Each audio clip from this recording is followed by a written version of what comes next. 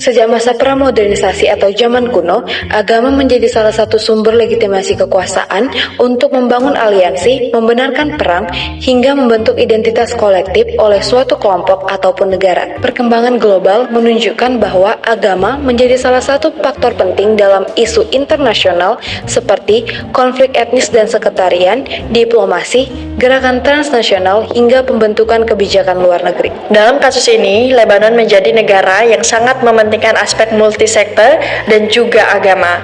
Melalui Pakta Nasional tahun 1943, Lebanon menciptakan struktur pemerintahan berbasis agama atau konfesionalisme. Sejarah pembentukan sistem politik berbasis agama di Lebanon didasarkan atas pergeseran identitas masyarakat yang sangat heterogen.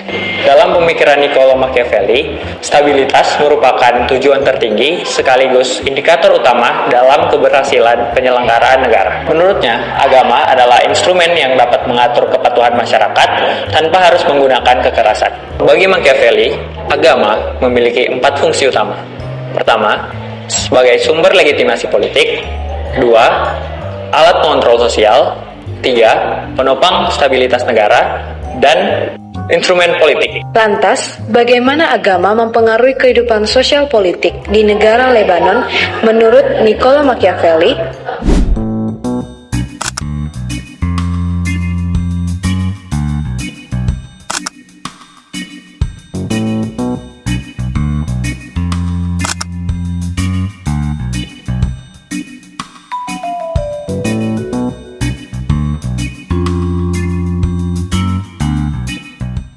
Pasca kemerdekaan, Lebanon menghadapi permasalahan eksistensial berupa fragmentasi keagamaan disertai dengan persaingan politik akut antar komunitas.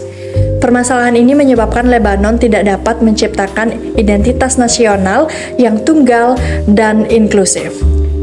Melalui Pakta Nasional tahun 1943, Lebanon membagi struktur pemerintahan secara proporsional berdasarkan dengan komunitas agama utama. Pengaturan institusional ini kemudian diperkuat melalui Perjanjian Taif tahun 1989 yang menekankan prinsip representasi sektarian dengan menyeimbangkan kursi parlemen antara komunitas Islam dan Kristen.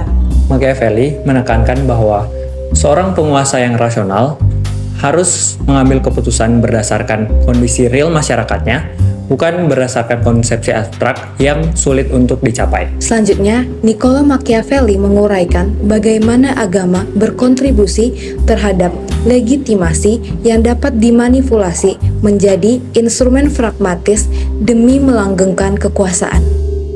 Pemikiran ini terwujud melalui eksistensi juama.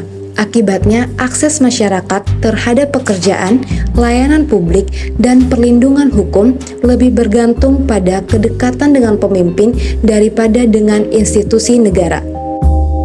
Dominasi ini diperkuat melalui budaya wasta yang menjadikan koneksi politik sebagai alat untuk mempermudah mendapatkan pelayanan publik sekaligus memperlemah birokrasi negara. Jika dianalisis melalui pisau analisis Machiavelli, maka pola hubungan asimetris ini menunjukkan penggunaan agama sebagai alat kontrol sosial. Di Lebanon, para zuama mempertahankan kekuasaan melalui patronase dan eksploitasi ketakutan masyarakat, sehingga loyalitas publik dapat dipertahankan daripada hanya mengandalkan dukungan sukarela. Di sisi lain, Machiavelli menilai bahwa keberlangsungan kekuasaan sangat bergantung pada kemampuan penguasa dalam mengelola simbol yang memiliki makna emosional kuat dalam kehidupan masyarakat. Hal ini menjadi cerminan bahwa agama mampu menjadi sumber legitimasi dan instrumen politik. Dalam struktur masyarakat Lebanon yang religius, politisi menilai simbol yang paling efektif untuk menggalang kepatuhan adalah agama. Pola artikulasi politik tersebut tercermin dalam model kepemimpinan Sayyid Hasan Nasrallah selaku Sekretaris Jenderal Partai Hezbollah yang memperoleh legitimasi tidak hanya dari jabatan politik, tapi juga otoritas religius dan doktrin wilayat al-faqih. Akibatnya, kebijakan Hezbollah dianggap sebagai kewajiban agama sehingga memperkuat loyalitas pengikutnya. Strategi tersebut semakin terlihat pasca Perang Lebanon 2006 saat Nasrallah membingkai konflik menjadi divine victory. Narasi religius ini mengalihkan perhatian terhadap kerugian perang serta mempertahankan legitimasi politik Hezbollah. Ini sejalan dengan pandangan Machiavelli yang menyatakan citra politik lebih menentukan daripada hasil nyata. Hadirnya konsep konfesionalisme di negara Lebanon yang mengutamakan hak veto minoritas ternyata membuka jurang yang cukup dalam terhadap stabilitas negara. Hak veto minoritas yang ada di negara Lebanon awalnya diciptakan untuk menghindari dominasi satu kelompok, ternyata mempersulit negara Lebanon dalam pengambilan keputusan secara nasional. Fenomena inilah yang menjelaskan secara empiris berulangnya episode kekosongan kekuasaan termasuk kevakuman jabatan presiden pada 2012 hingga 2014 dan pada periode 2022 hingga 2025 serta sulitnya pembentukan kabinet pasca pemilu. Legitimasi kekuasaan religius Hezbollah dalam kepemimpinan Nasrallah dan doktrin wilayat Al-Faqih turut menghasilkan belenggu pada negara Lebanon.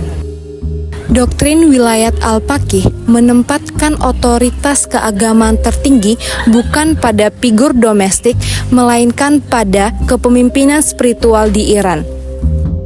Di sisi lain, ketergantungan politik Hezbollah terhadap dukungan finansial dan militer dari Iran mencapai 700 juta US dollar per tahunnya, yang menyebabkan partai semakin terikat terhadap kalkulasi strategis kekuatan eksternal yang selalu tidak selaras dengan kepentingan nasional.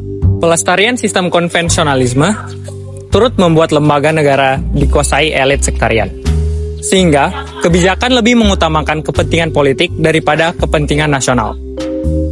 Hal ini tercermin pada kasus kontroversi proyek pembangunan pembangkit listrik di kawasan Selatah pada akhir tahun 2019 yang diprioritaskan karena berada di basis konstituen Kristen Maronit dari Free Patriotic Movement atau FPM yang saat itu menguasai Kementerian Energi.